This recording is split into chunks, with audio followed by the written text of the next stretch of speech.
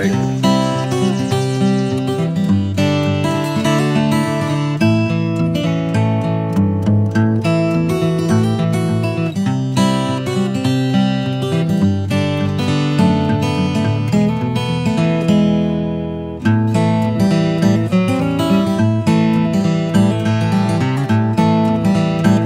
It's day 5 on our Alcan trip, and we're now at Laird Hot Springs, British Columbia. We thought we'd get to the Yukon today, but we ended up pulling into here. We're only about 120 miles, about 250 kilometers north of where we were yesterday, which was mile marker 375. Right, which was Tesla River Campground. Pretty cool little campground. It was $30 for us to take a shower and stuff. You guys, that's where I made my first video of the video diaries, and now we've had 2 people tell us to come check this place out, so we did, and it's pretty neat. We got to go check out the hot springs, and felt good to take a soak. It was nice and hot, almost uncomfortably hot in places, but you could move around, get something that was comfortable, and get nice and sleepy afterwards and want a nap. And you saw the video of the pictures of the hot springs, and if you're heading up to Alaska, I'd recommend stopping there and checking it out.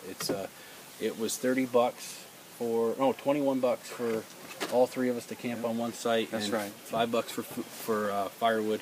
Yeah, you can put up to 8 people on one campsite here. It's $21 and includes the hot springs, and it's $5 a person just if you want to come by and soak in the hot springs. But what's cool about this whole area that we rode through today, it is very, very dense spruce forest. It reminds me of Jurassic Park or the Lost World. You know, there's so much undergrowth and so thick. It's just incredibly beautiful here. And also with the photos we've seen today, you saw today, we've now seen 14 bears. So bring your bear spray. We carry it everywhere we go, and that and our little mosquito repeller has been working pretty good. Although so far the mosquitoes haven't been as overbearing as people seem. I think a lot of people inflate the legend of the mosquitoes, but then again we're only 5 days up so far, so we may get reschooled on that. Don't if you come to Laird Hot Springs, also bring beer and ice and water. The water at Laird Hot Springs was $4 for a tub of water about that big for bottled water, and then $2 for a small bottle of water. So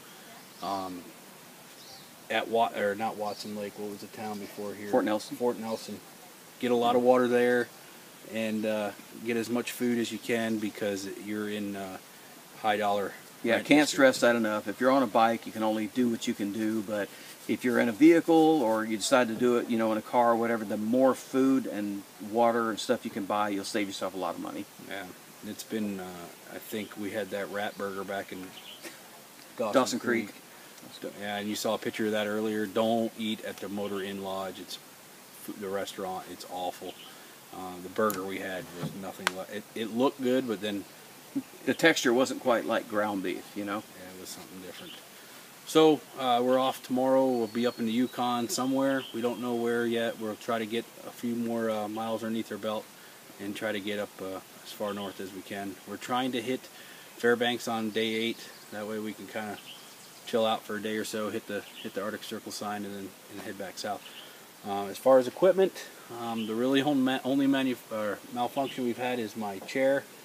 And that took a nosedive yesterday. Tomorrow's video, I'll go ahead and show you what's left of that. It's way down at camp.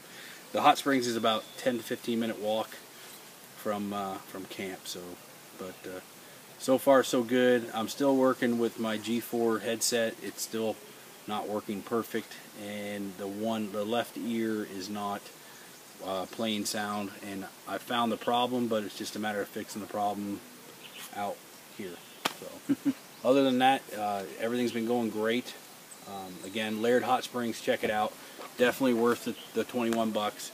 And we had 2 people recommend it to us, and we pulled in here only at 120 miles. We made a bunch of miles up, and we said, heck with it. We'll just have a day of kind of chilling out and setting up camp early. It's been raining on and off a little bit.